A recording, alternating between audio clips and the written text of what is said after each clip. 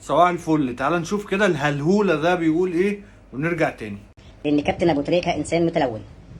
كابتن أبو تريكة إنسان صاحب لقطة. لأن كابتن أبو تريكة إنسان متلون.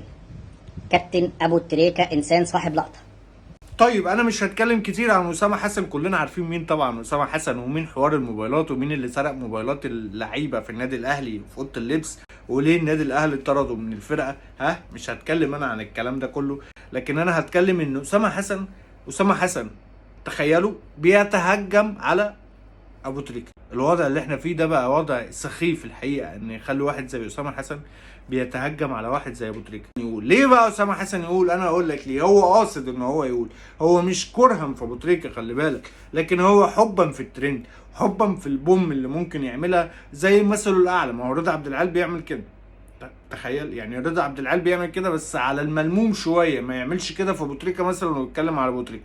لكن اسامه علشان هو مستوى اقل شويه من رضا عبد العال في الدخل وفي السعر، من الاخر يعني سعره اقل ارخص من رضا عبد العال، فيقول لك كده على ابو تريكة علشان يمكن حد يستضيفه وحد يجيبه برنامج كويس. وعلى فكره اسامه نجح ان هو يطلع على التلفزيون مع مجدي عبد الغني، والحقيقه هو مبسوط قوي لان مجدي عبد الغني مخليه الهلهوله بتاعت البرنامج. يعني مره يستضيف معتز اينو فيهزقه، مره يستضيف مش عارف مين فيهزقه. هو مبسوط قوي مجدي عبد الغني، والراجل التاني اسامه حسن بيقبض، لكن يا حبيبي مش لدرجه ابو تريكة.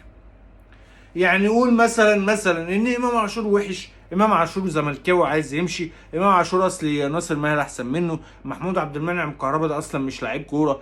اتكلم، مباح ليك كل حاجه، اي حاجه واحنا نرد وانت ترد وعادي. لكن ابو تريكة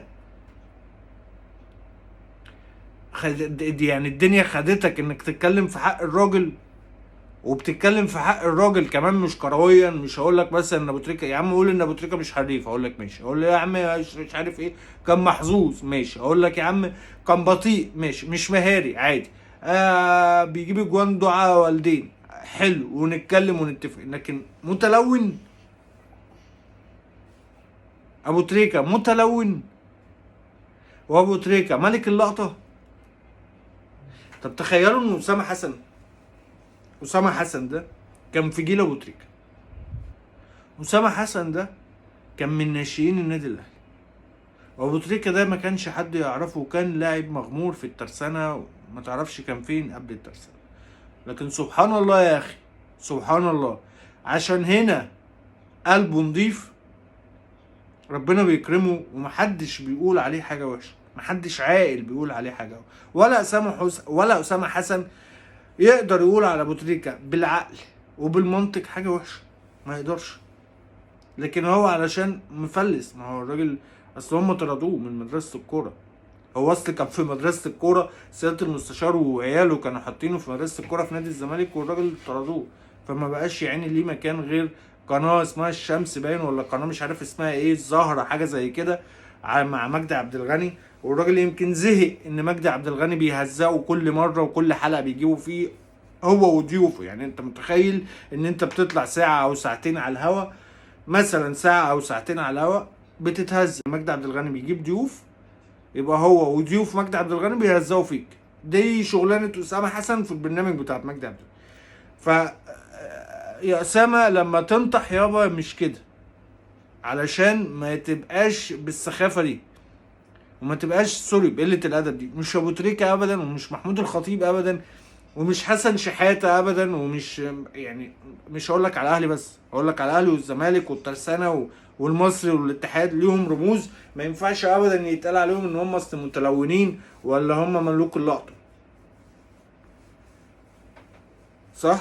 عيب انك تقول على حد ان هو متلون زي ابو تريكة ان هو متلون وان هو ملك اللقطه. امال انت تبقى ايه يا حبيبي؟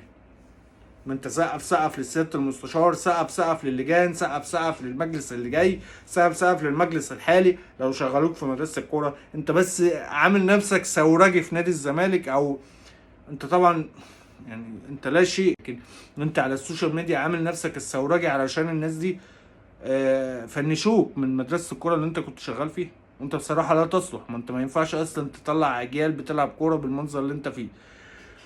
لكن عيب، ده اللي انا حابب اقوله لك.